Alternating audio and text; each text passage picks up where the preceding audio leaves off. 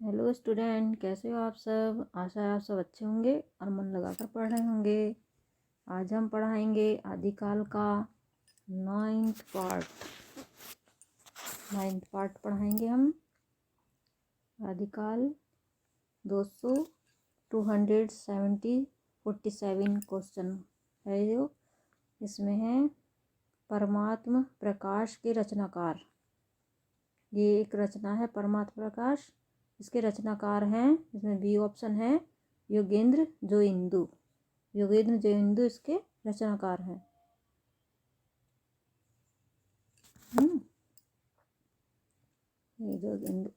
योगेंद्र जोइंदू इसमें है परमात्म प्रकाश जोइंदू की रचना। जोइंदू या योगेंद्र की रचनाओं को अपभ्रंश में दोहा काव्य परंपरा या का आरंभ माना जाता है। राम सिंह की पाहुड़ दोहा, हेमचंद की कुमार पाल चरित्र द्वारा मेरुतंग की रचना प्रबंध चिंतामणि है। Next question 248। काल के अनुसार निम्नलिखित कृतियों का सही अनुक्रम क्या है। क्या है सही कालक्रम के अनुसार। इसमें सी ऑप्शन हो जाएगा, पाउनचर्यु, खुमान रासो, बिसल देव रासो, चंदर बरदाई, चंदन बाला रास। चंदन बाला रास है इसमें। ठीक है, इसका सही ऑप्शन ये वाला हो जाएगा। नेक्स्ट है हमारा कृतियों का सही अनुक्रम इस प्रकार है। रचनाकार, रचना, वर्ष। इसमें है ये शंभू की है पाउनचर्यु 8वीं शताब्दी, दलपति विजय की है खुमान रासो 9वीं शताब्दी, नरपति नाले की बिसलदेव रासो 1155 ईस्वी है ना। शंभू पाउनचर्यु 8वीं शताब्दी, दलपति विजय खुमान रासो 9वीं शताब्दी, नरपति नाल है बिसलदेव रासो 1155, आसू ग चंदन बालारास 1200 ईस्वी लगभग है ना। अब है ये 249 सबरस के रचनाकार हैं। सबरस के रचनाकार क्या हैं। ए है ऑप्शन मुल्ला वजही इसके आंसर। सबरस सन 1635 ईस्वी दक्खनी गद्य के प्रसिद्ध कवि मुल्ला वजही की कृति है। इसे उर्दू साहित्य की प्रथम गद्य रचना माना जाता है। क्या माना जाता है इसका। प्रथम गद्य रचना उर्दू साहित्य की है ना। किस साहित्य की। उर्दू साहित्य की प्रथम गद्य रचना माना जाता है इसे सबरस को। नेक्स्ट है हमारा 150। योगहट का प्रभाव निम्नलिखित कवियों में से किस पर पड़ा। योगहट का प्रभाव, इसमें सी ऑप्शन है, गोरखनाथ पर पड़ा है ना। गोरखनाथ पर पड़ा। नाथपंथी का मूल बोधों की ब्रजयान शाखा है। बोध सिद्धों में उत्पन्न विकार के विरोध रूपी गोरखनाथ ने पतंजलि के उच्च लक्ष्य ईश्वर की प्राप्ति को लेकर हठ योग का प्रवर्तन किया। षट चक्रों द्वारा योग मार्ग चलाया और नाथ पंथ की स्थापना की। इस प्रकार इसका प्रचार प्रसार राजपूताना तथा पंजाब में था। नेक्स्ट है 251 है कुवल माला कथा के रचनाकार। कुवल माला कथा के रचनाकार हैं, बी ऑप्शन है, उद्योतन सूरी हैं इसके रचनाकार। नेक्स्ट है इसकी है रचना विद्या, रचनाकार समय भाषा। कुवलमाला गद्य विधा है और उद्योतन है रचनाकार 9वीं शताब्दी है। समय आदिकाल कालीन है। कथा सूरी सदी राजस्थानी। राउलवेल चंपू काव्य है। रोड़ा कवि है इसके रचनाकार, 10वीं शताब्दी की है, पूर्व हिंदी अवधी भाषा है। ठीक है, अब नेक्स्ट है हमारा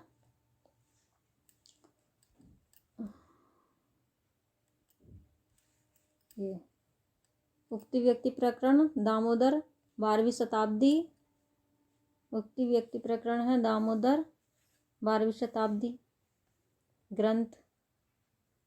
ग्रंथ है शर्मा सदी का, है ना।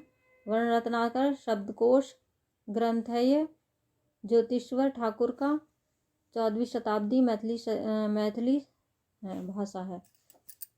सही है। और नेक्स्ट क्वेश्चन है 152 अपहरण की रचना। अपरहमाण की रचना है। इसमें है बी ऑप्शन संदेश राशक है इसके, है ना, रचनाकार। नेक्स्ट क्वेश्चन है हमारा रचनाकार लेखक समय। रचनाकार लेखक और समय। रचना है संदेश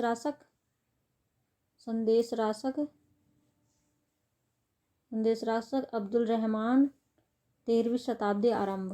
प्राकृतिक पैंगल सुमिति, 12वीं सदी पूर्व अनुसार। लक्षधीर हजारी प्रसाद द्विवेदी के अनुसार। भट्ट केदारनाथ जसचंद्र प्रकाश है, 12वीं शताब्दी। प्रबंध चिंतामणि मेरुतुंग, 1304 ईस्वी, है ना।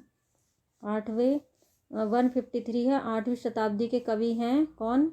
बी ऑप्शन है हेमचंद्र है। 8वीं शताब्दी के कवि कौन है? हेमचंद्र है। नेक्स्ट क्वेश्चन है हमारा 8वीं शताब्दी के कवि हेमचंद नहीं हैं, ये 11वीं शताब्दी के कवि हैं। अन्य कवियों का समय एवं रचना इस प्रकार है। अन्य कवियों का समय और रचनाकार किस प्रकार है भाई, है ना। हेमचंद है इसका। 8वीं शताब्दी के कवि हेमचंद है नहीं है, ये 11वीं शताब्दी के कवि हैं। अन्य कवियों का समय और रचनाकार इस प्रकार है। सरापा का दोहा कोश 8वीं सदी के कवि हैं। हेमचंद है। शब्दानुसार 11वीं सदी के हैं। सबरप्पा है चर्यापद 8वीं शताब्दी का है। शंभू का परमचर्यु 8वीं शताब्दी का है ना। नेक्स्ट क्वेश्चन है हमारा 254 है।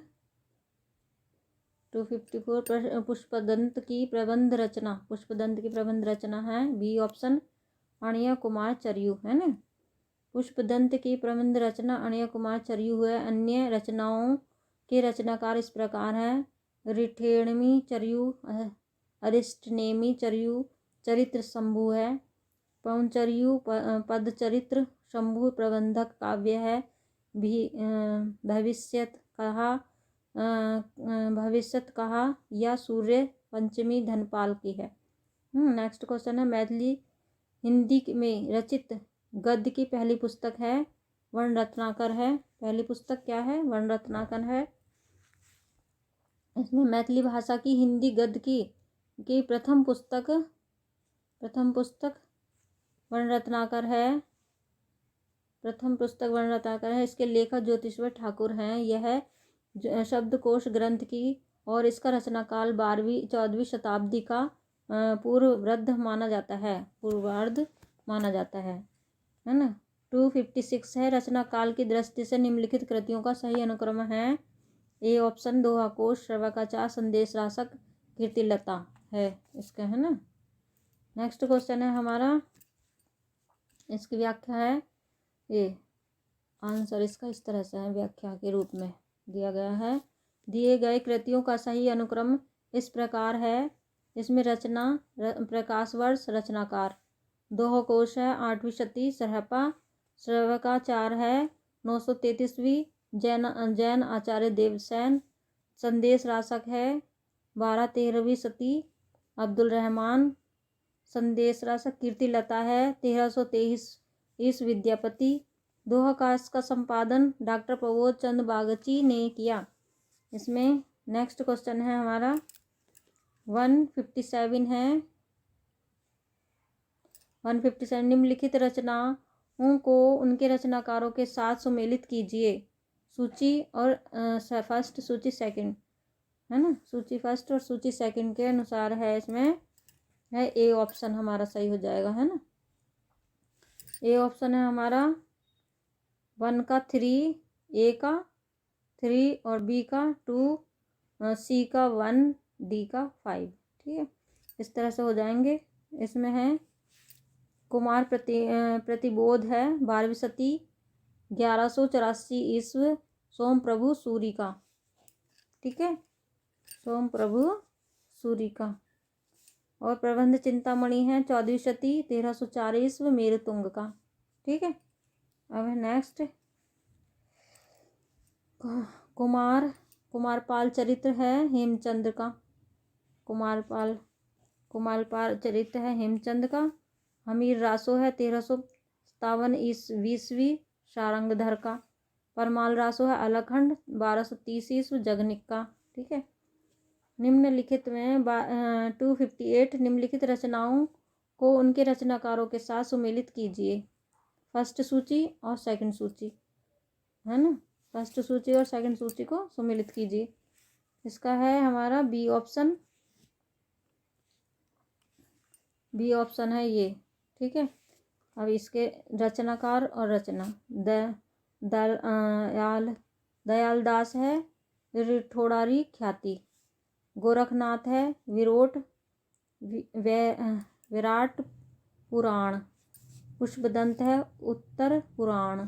जनदत्त सूरी है उपदेश रसायन रास। ठीक है, नेक्स्ट है हमारा क्वेश्चन, नेक्स्ट है हमारा जनदत्त सूरी उपदेश। सारंगधर पद्धति है ना, सारंगधर पद्धति है इसका ये।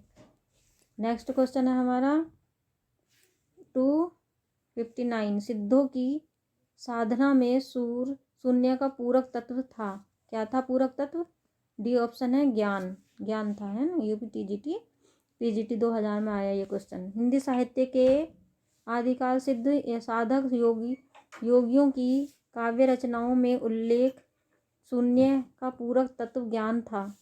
ब्रजयानों के अनुसार पानी में नमक मिलने की तरह साधन शून्य है।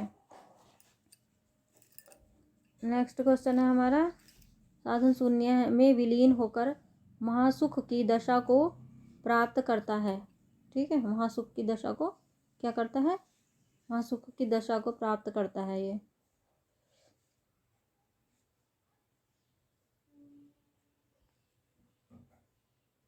दशा को प्राप्त करता है, हो गया।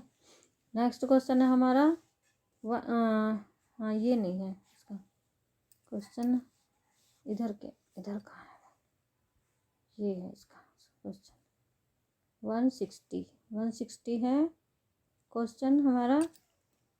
निम्नलिखित में से कौन व्याकरण ग्रंथ के रूप में प्रतिष्ठित है? इसमें उक्ति व्यक्ति प्रकरण जो है ये व्याकरण रूप में ग्रंथ में है।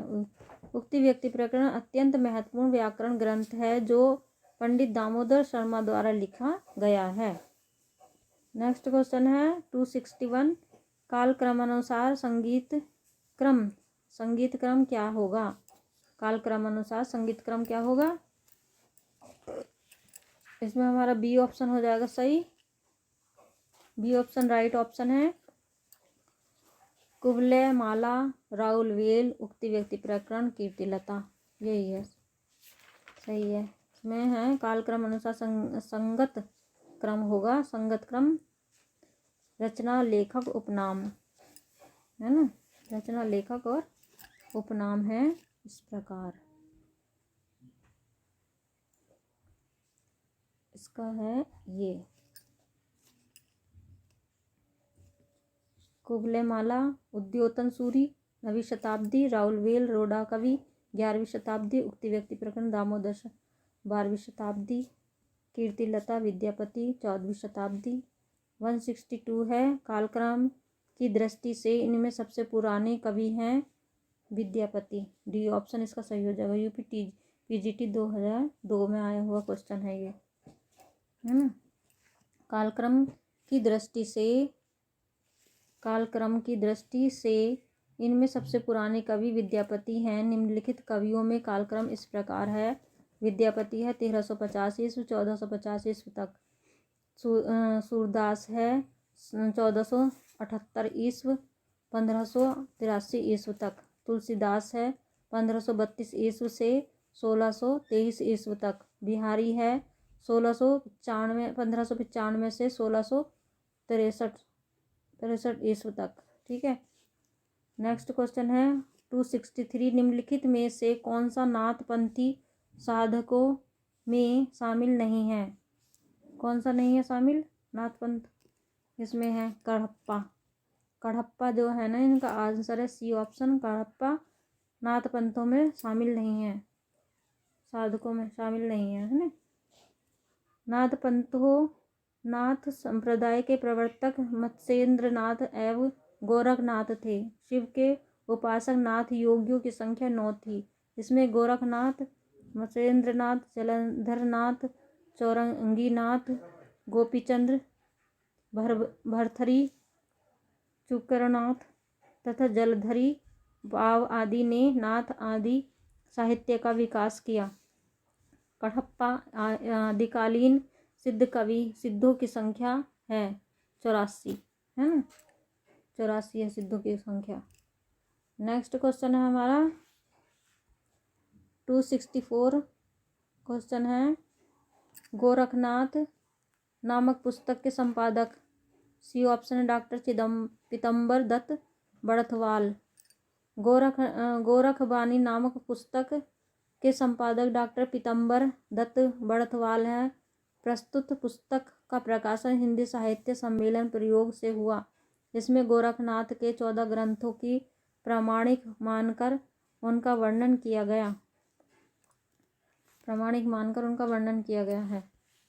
नेक्स्ट है हमारा 265 किस ग्रंथ में चंद्रवरदाई को छप्पियों का राजा कहा गया? किस ग्रंथ में? ए ऑप्शन है शिव सिंह सरोज में चंद्रवरदाई को छप्पियों का राजा कहा गया है। चंद्रवरदाई को छप्पियों का राजा शिव सिंह सेगर कृत शिव सिंह सरोज में कहा गया।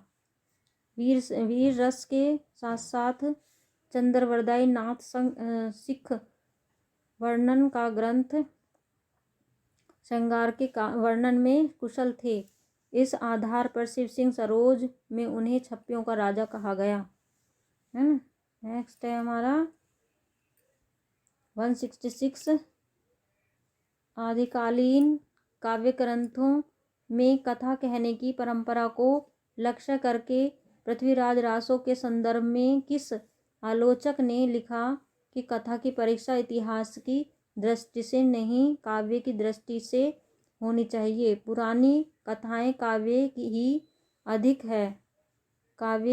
है, इतिहास वे एकदम नहीं है। इसमें सी ऑप्शन है हजारी प्रसाद द्विवेदी है इसका आंसर।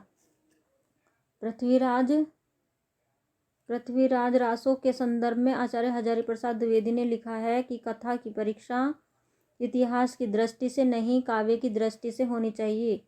पुरानी कथाएं काव्य ही अधिक है, इतिहास वे एकदम नहीं है। राहुल सांस्कृत्यायन का इतिहास ग्रंथ हिंदी काव्यधारा सन 1944, हजारी प्रसाद द्विवेदी का इतिहास ग्रंथ हिंदी साहित्य की भूमिका सन 1940 ईस्वी तथा विश्वनाथ प्रसाद मिश्र का साहित्य इतिहास ग्रंथ हिंदी साहित्य का अतीत 2 भागों में है।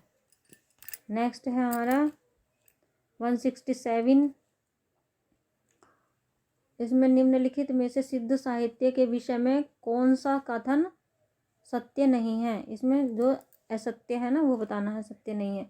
तो इसका डी ऑप्शन हो जाएगा, सिद्ध साहित्य प्रणय पिंगल भाषा में हुआ है। यूपी पीजीटी 2004 में आया हुआ क्वेश्चन है, वेरी इंपॉर्टेंट क्वेश्चन है ये। इसमें हम पढ़ेंगे, इसमें पढ़ते हैं, चलो आगे। सिद्ध साहित्य का प्रणय पिंगल भाषा में हुआ है। सिद्ध साहित्य संबंध पिंगल भाषा कथन सहजयानीन की भाषा है का नाम सिद्ध साहित्य संध्या भाषा है। सिद्ध साहित्य का प्रणय मागधी अवहट में हुआ है, मागधी अवहट में हुआ है इसका सिद्ध साहित्य का प्रणय, है ना। 7वीं शताब्दी ईस्वी के सिद्ध कवि सरहपाद को हिंदी का प्रथम कवि माना जाता है। सरहपाद को प्रसिद्ध रचना दोहा कोश है। प्रसिद्ध रचना कौन सी हैदराबाद की? दोहा कोश है। सिद्ध कवियों ने सहज साधना गुरु सेवा का गान किया है। पंडित राहुल संस्कृत्यान ने 84 सिद्ध कवियों का उल्लेख किया है ना। नेक्स्ट है कौशल ज्ञान निर्णय के रचनाकार बताइए। कौशल ज्ञान निर्णय के रचनाकार हैं मत्स्येंद्रनाथ है। मत्स्येंद्रनाथ है। मत्स्येंद्रनाथ कौशल ज्ञान निर्णय के रचनाकार हैं। इस पुस्तक का संपादन प्रबोध चंद्र बागीची ने किया। ठीक है। नेक्स्ट है हमारा 169 निम्नलिखित में से अपभ्रंश प्रभावित हिंदी रचना कौन सी है? अपभ्रंश प्रभावित हिंदी रचना कौन सी है? इसमें है हमारा सी ऑप्शन। इसका सी ऑप्शन है भरतेश्वर बाहुबली रास। भरतेश्वर बाहुबली रास है। ठीक है। अब है हमारी इसकी व्याख्या किस तरह से है ये दिखाते हैं हम तुम्हें। ये रही भरतेश्वर बाहुबली रास जैन कवि शालीधर सूरी द्वारा रचित यह हिंदी काव्य रचना आदिकालीन अपभ्रंश प्रभावित रचना है। इस ग्रंथ में भरतेश्वर बाहुबली के चरित्र का वर्णन है। डॉक्टर गणपति चंद्र द्वारा अपने ग्रंथ हिंदी साहित्य का वैज्ञानिक इतिहास में शालीभद्र सूरी को हिंदी का प्रथम कवि तथा उनकी कृति भरतेश्वर बाहुबली रास को हिंदी का प्रथम रचना मानते हैं। हिंदी की प्रथम रचना मानते हैं, है ना। नेक्स्ट है हमारा चारण साहित्य। किस साहित्य का दूसरा नाम है चारण साहित्य? चारण साहित्य है जो वह चारण साहित्य है का दूसरा नाम क्या है? रासो साहित्य है। चारण साहित्य का दूसरा नाम रासो साहित्य है। ये यूपीटीजीटी 2004 में आया हुआ क्वेश्चन, वेरी इंपॉर्टेंट क्वेश्चन। चारण साहित्य रासो साहित्य का दूसरा नाम है वीर रस प्रधान। रासो साहित्य की रचना अपने आश्रयदाताओं की प्रशंसा में ही की गई। पृथ्वीराज रासो, खुमान रासो, विशलदेव रासो, प्रमाल रासो, विजय प्याल रासो प्रमुख रासो ग्रंथ हैं। नेक्स्ट है 271 आदिकाल को सिद्ध सामंत युग कहा। किसने कहा आदिकाल को सिद्ध सामंत युग?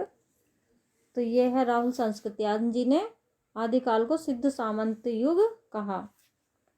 सिद्ध सामंत युग कहा या नाम दिया इसका। आदिकाल को सिद्ध सामंत युग राहुल संस्कृत्यान ने दिया। कहा है कि आचार्य रामचंद्र शुक्ल द्वारा इसे वीर गाथा काल कहा गया। आचार्य रामचंद्र शुक्ल ने आदिकाल को वीर गाथा काल नाम से पुकारा और डॉक्टर रामकुमार वर्मा सांध्य काल एवं चारण काल के नाम से कहते हैं। डॉक्टर रामकुमार वर्मा है वो सांध्य काल और चारण काल के नाम से दिया गया। और जॉर्ज ग्रियर्सन जो है आदिकाल को क्या कहते हैं? चारण काल नाम दिया। डॉक्टर जो जॉर्ज ग्रियर्सन है उन्होंने। नेक्स्ट क्वेश्चन है हमारा आदिकाल हिंदी काव्य धारा के उपलब्ध नहीं है। आदिकाल हिंदी काव्य धारा में उपलब्ध नहीं है। तो यह है सिख साहित्य, है ना। हिंदी काव्य धारा में क्या उपलब्ध नहीं है? सिख साहित्य उपलब्ध नहीं है ना। सिख साहित्य जो है उपलब्ध नहीं है। हिंदी सिख साहित्य आदिकालीन हिंदी काव्य धारा में उपलब्ध नहीं है। आदिकालीन हिंदी काव्य धारा में सिद्ध साहित्य जैन साहित्य नाथ साहित्य उपलब्ध है। सिख साहित्य भक्तिकालीन काव्य धारा के संत काव्य परंपरा के अंतर्गत आती है। संत काव्य धाराओं में अनेक सिख गुरु की रचना उपलब्ध है। ठीक है। अनेक सिख गुरुओं की रचना उपलब्ध है भक्तिकालीन संत काव्यों में। नेक्स्ट है हमारा 273 आदिकालीन साहित्य का प्रमुख रस क्या है? वीर रस आदिकालीन का प्रमुख रस, है ना। यूपीटीजीटी 2005 में आया हुआ है ये। हिंदी साहित्य के आदिकालीन साहित्य का प्रमुख रस वीर रस है। आदिकालीन रासों काव्य ग्रंथों की वीर रसात्मक रचना प्रवृत्तियों के आधार पर आचार्य रामचंद्र शुक्ल ने आदि काल को वीर गाथा काल की संज्ञा दी। वीर रस के अतिरिक्त आदिकालीन रचनाओं में श्रृंगार रस का वर्णन है। नेक्स्ट है हमारा अपभ्रंश का वाल्मीकि किसे कहा जाता है। अपभ्रंश का वाल्मीकि किसे कहा जाता है, इसमें शंभू को कहा जाता है। डी ऑप्शन हमारा इसका राइट ऑप्शन डी ऑप्शन है। यूपी पीजीटी 2005 में आया हुआ क्वेश्चन है ये। जैन कवि शंभू को अपभ्रंश का वाल्मीकि कहा जाता है।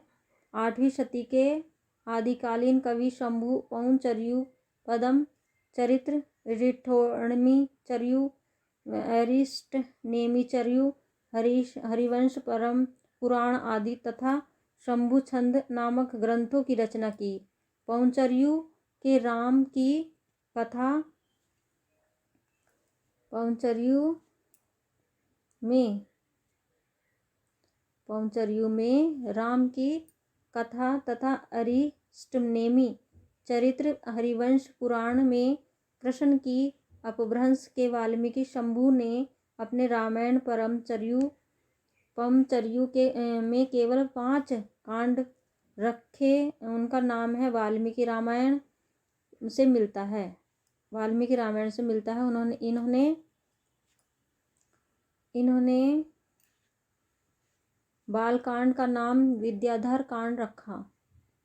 बालकांड का नाम क्या रखा, विद्याधर कांड रखा, तथा अरण्य एवं किष्किंधा कांड को नहीं रखा। 10वीं शती के अन्य जैन कवि पुष्पदंत को अपभ्रंश का कवि भवभूति कहा जाता है।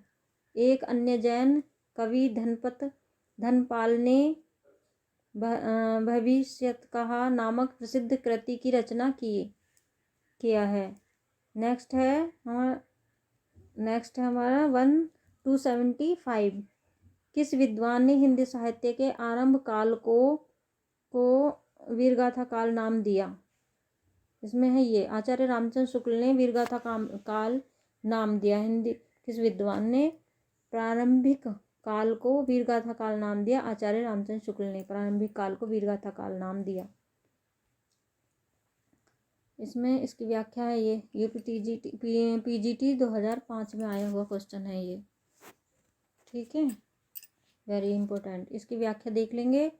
काव्यगत प्रवृत्तियों के आधार पर हिंदी साहित्य के इतिहास का काल विभाजन करने वाले प्रथम लेखक आचार्य रामचंद्र शुक्ल ने वीर रस की प्रधानता वाले रसों साहित्यों के आधार पर हिंदी साहित्य के प्रारंभिक काल को वीरगाथा काल कहा की संज्ञा दी, जबकि राहुल सांस्कृत्यायन ने इसे सिद्ध सामंत काल, डॉक्टर रामकुमार वर्मा ने इस काल को चारण काल कहा है। राजश्री कवि फुटकर दोहा को त्याग कर पराक्रम पूर्ण चरित्रों एवं गाथाओं का वर्णन करने लगे। यही प्रबंध परंपरा रासों के नाम से पाई जाती है, किंतु हजारी प्रसाद द्विवेदी ने वीरगाथा काल नाम दिया। वीरगाथा काल नाम दिया है ना। काल को आदिकाल कहा यही नामकरण प्रचलित है। नेक्स्ट है हमारा 276। चंद्रवरदाई किसके दरबारी कवि थे। चंद्रवरदाई किसके दरबारी कवि थे। डी ऑप्शन है हजारी महाराज पृथ्वीराज चौहान के दरबारी कवि थे महाराज, है ना। यूपी पीजीटी 2005 में आया हुआ क्वेश्चन है ये। चंद्रवरदाई महाराज पृथ्वीराज चौहान के दरबारी कवि थे।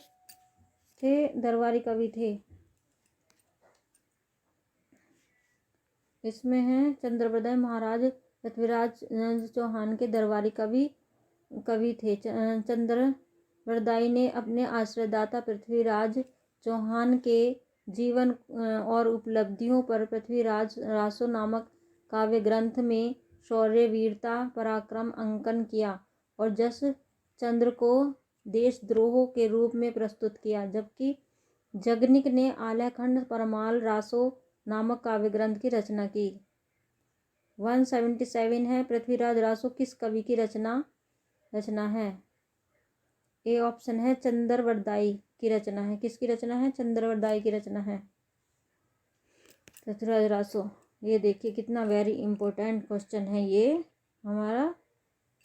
ये देखिए कितने इसमें आया है, ये है ना, कितनी परीक्षाओं में आया हुआ है। 16, 11, 18, 2018 कितनी परीक्षाओं में आए हुए। UP TGT, UP PGT, UP TGT और 5 में, 9 में। Very important. पृथ्वीराज रासो किस कवि की रचना है? चंद्रवरदाई की रचना है Prithviraj Raso. Very important question.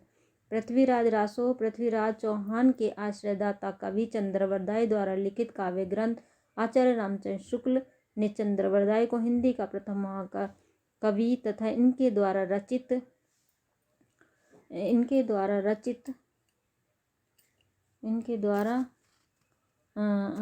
काव्य ग्रंथ है। आचार्य रामचंद्र शुक्ल चंद्रवरदाई को हिंदी का प्रथम महाकवि, इनके द्वारा रचित पृथ्वीराज रासो को हिंदी का प्रथम महाकाव्य मानते हैं। पृथ्वीराज रासो को हिंदी का प्रथम महाकाव्य मानते हैं। वीर तथा श्रृंगार रस का प्रधान पृथ्वीराज रासो में पृथ्वीराज रासो के 14 विवाहों का उल्लेख महोबा के राजा परिमद देव के आश्रित कवि जगनिक ने परमाल रासो आलेखन नामक काव्य ग्रंथ की रचना की।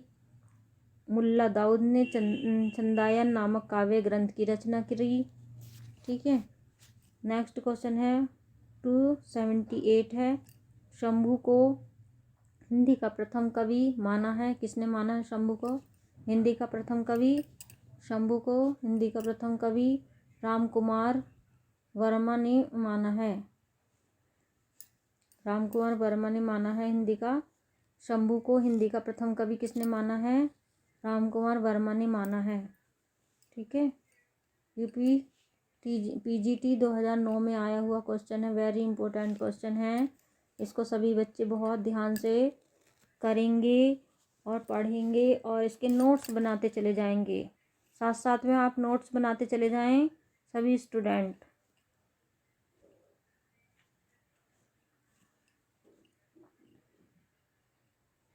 शंभू को डॉक्टर रामकुमार वर्मा ने हिंदी का प्रथम कवि माना, जबकि डॉक्टर गणपति चंद्र गुप्त ने अपने हिंदी साहित्य के वैज्ञानिक इतिहास में शालिभद्र सूरी का हिंदी का प्रथम कवि स्वीकार किया। 279 सिद्धों में प्रचलित महामुद्रा शब्द का अभिप्राय है सी सिद्ध प्राप्त हेतु स्त्री सर्ग। ठीक है, स्त्री से सर्ग।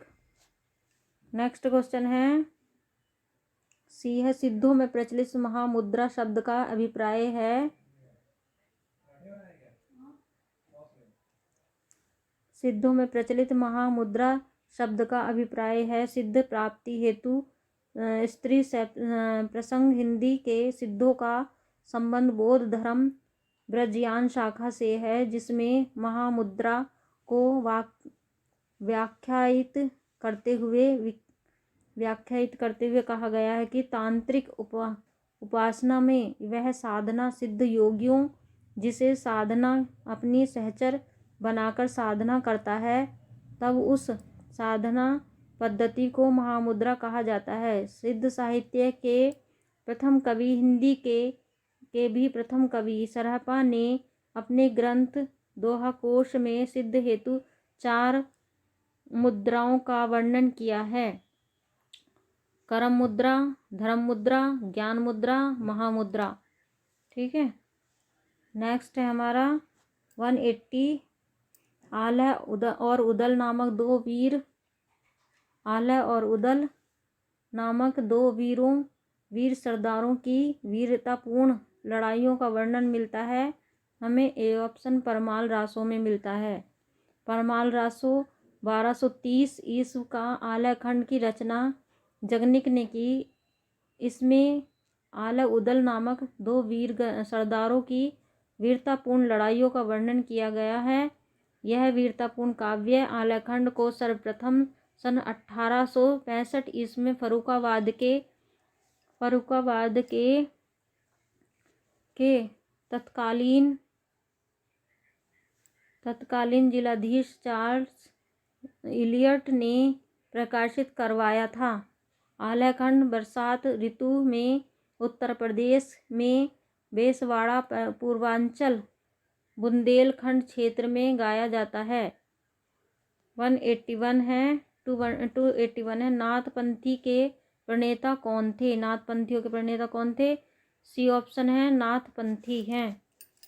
नाथपंथी हैं इसके प्रणेता। यूपी पीजीटी 2010 में आया हुआ क्वेश्चन है ये, वेरी इंपॉर्टेंट क्वेश्चन है। इसकी व्याख्या देखते हैं। नाथपंथी के प्रणेता महंत गोरखनाथ थे। मच्छेंद्र नाथ का नाम मस्तेंद्र नाथ था। गुरु गोरखनाथ साहित्य के आरंभकर्ता हैं जो मच्छेंद्र नाथ के शिष्य थे। गुरु आदिनाथ को नाथ साहित्य का स्वयं का शिव माना गया है। अब 282 है क्वेश्चन। निम्नलिखित पंक्तियों किस कवि की है? निम्नलिखित पंक्तियां किस कवि की हैं?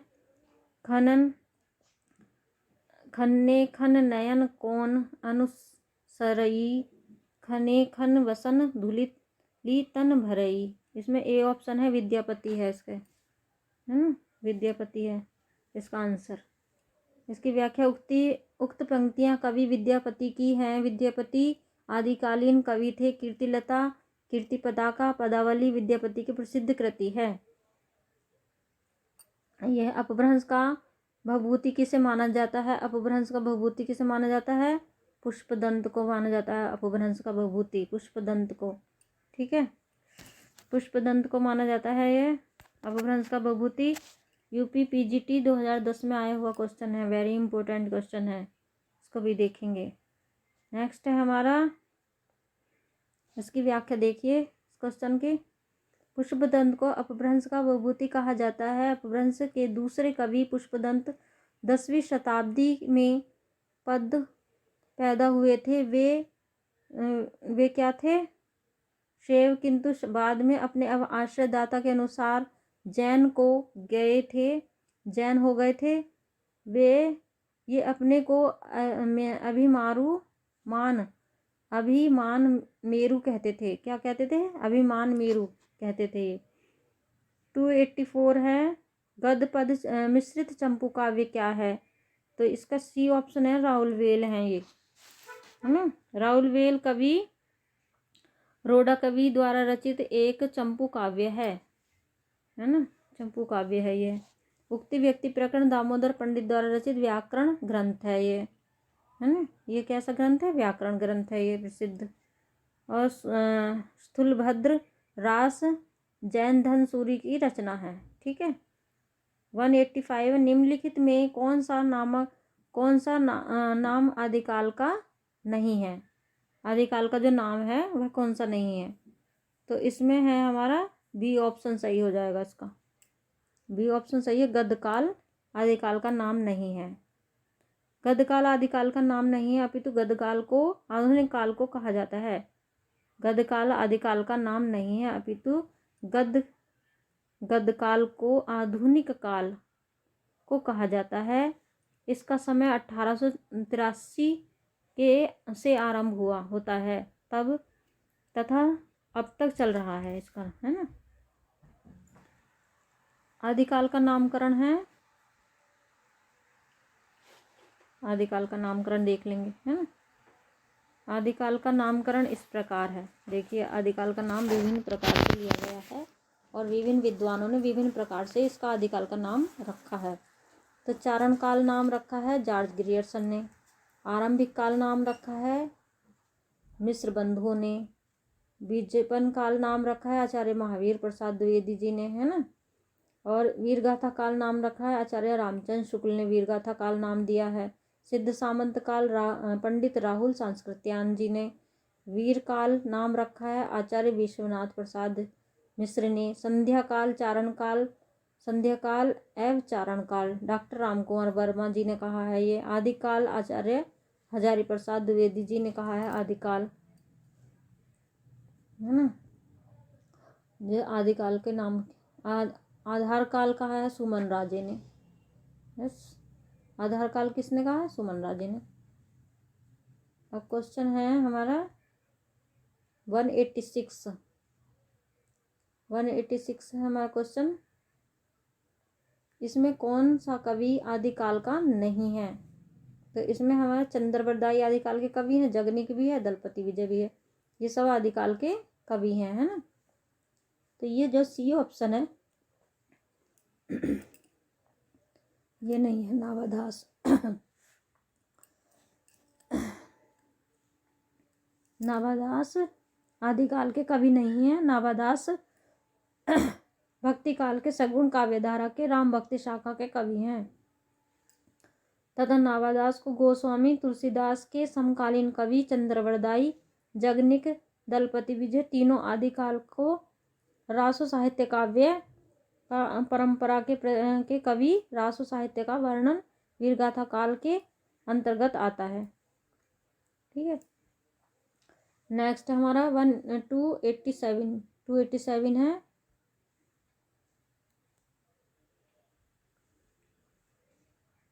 इनमें से कौन सी रचना आदिकाल की है? इसमें बी ऑप्शन है, विद्यापति पदावली की है। यूपी पीजीटी 2011 में आया हुआ क्वेश्चन है। विद्यापति पदावली आदिकाल की रचना है। अन्य रचनाकार इस प्रकार हैं। सूरसागर भक्तिकाल सूरदास का है। बीजक भक्तिकाल कबीरदास का है ना। और नेक्स्ट है हमारा भक्तिकाल का कबीरदास। भ्रमर गीत है भक्तिकाल सूरदास। 188 इनमें से कौन सी भाषा आदिकाल की है? इसमें सी ऑप्शन है, डिंगल पिंगल जो है आदिकाल की भाषा है। ठीक है, नेक्स्ट क्वेश्चन है हमारे, ये देखो यूपी पीजीटी 2011 में आया हुआ क्वेश्चन है, वेरी इंपॉर्टेंट क्वेश्चन। ठीक है, अब देखते हैं ये डिंगल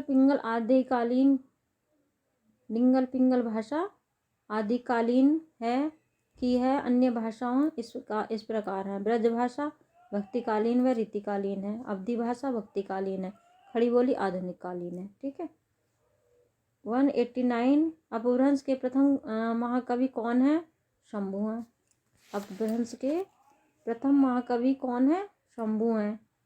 नेक्स्ट क्वेश्चन है हमारा, इसकी व्याख्या डॉक्टर रामकुमार वर्मा के अनुसार अपभ्रंश के प्रथम महाकवि शंभु को हिंदी का ही प्रथम कवि माना है। शंभु 8वीं शताब्दी 783 ईस्वी के आसपास विद्यमान थे। शंभु को ही जैन परंपरा की प्रथम कवि माना जाता है। शंभु को अपभ्रंश भाषा का वाल्मीकि तथा व्यास कहा जाता है। अपभ्रंश का काव्य सुप्रसिद्ध छंद कौन सा है? इसमें हमारा पदरी है सुप्रसिद्ध छंद। ठीक है, अपभ्रंश काव्य का सुप्रसिद्ध छंद पदरी है। पदरी 1600 का मात्रा का मात्रिक छंद है। इस छंद के नाम पर इस पद्धति पर लिखे जाने वाले कवियों को पदपिंडिया बंद कहा गया है। शंभु ने चतुर्मुखी को पदपिंडिया बंद का प्रवर्तक तथा सर्वश्रेष्ठ कवि कहा है। नेक्स्ट है 291 राजमती से रूठ कर विशलदेव कहाँ गए थे? बी ऑप्शन है, उड़ीसा में गए थे, है ना। यूपी पीजीटी 2013 में आया हुआ क्वेश्चन है ये। इसमें विशलदेव के रचनाकार नरपति नालय हैं। यह ग्रंथ खंडों में विभक्त है। खंड 2 में यह वर्णित है। राजमती को छोड़कर विशलदेव उड़ीसा गए थे। वहां पर वह 1 वर्ष तक रहे। नेक्स्ट क्वेश्चन है 292 इनमें से किस ग्रंथ में लिखा है कि अग्नि परीक्षा के बाद सीता जैन धर्म में दीक्षित हो गई थी? तो ये लिखा है पाउंचर्यू में लिखा गया है, ये है ना, पाउंचर्यू में लिखा गया है। पाउंचर्यू ग्रंथ के लेखक अग्नि परीक्षा के बाद पाउंचर्यू में लिखा है कि अग्नि परीक्षा के बाद सीता जैन धर्म में दीक्षित हो जाती है और पाउंचर्यू के रचनाकार शंभु हैं। हिंदी नेक्स्ट है 293 हिंदी साहित्य के 700 से 1400 ईस्वी के काल खंड को ग्रियर्सन ने नाम दिया? क्या नाम दिया? सी है इसमें, चारण काल नाम दिया है ना, चारण काल नाम दिया। हिंदी साहित्य के 700 से हिंदी साहित्य के 700 से 1400 ईस्वी के कालखंड को ग्रियर्सन ने चारण काल नाम दिया। ग्रियर्सन ने सर्वप्रथम साहित्य के आरंभ काल को चारण काल नाम से अभिहित किया, जबकि रामकुमार वर्मा ने इसे संधि काल, मिश्र बंधुओं ने प्रारंभिक काल तथा डॉक्टर बच्चन सिंह ने अपभ्रंश काल नाम दिया। ठीक है, ये है। अब ये इसका आदिकाल का पार्ट 9 पूरा हो गया है। अब एक पार्ट और है इसका आदिकाल का 10 पार्ट, वो नेक्स्ट वीडियो में मैं दिखाऊंगी आपको। और ये वेरी इंपॉर्टेंट क्वेश्चन जो मैं लाई हूँ, बहुत वेरी इंपॉर्टेंट क्वेश्चन है, आदिकाल से ही सबसे ज़्यादा परीक्षा में आते हैं, टीजीटी और पीजीटी में। इसलिए इसको ध्यान से देखिए, बार बार रिपीट करके देखिए, और मेरी वीडियो को लाइक करिए, शेयर करिए, चैनल को सब्सक्राइब करिए। मिलते हैं नेक्स्ट वीडियो में। Thank you very much.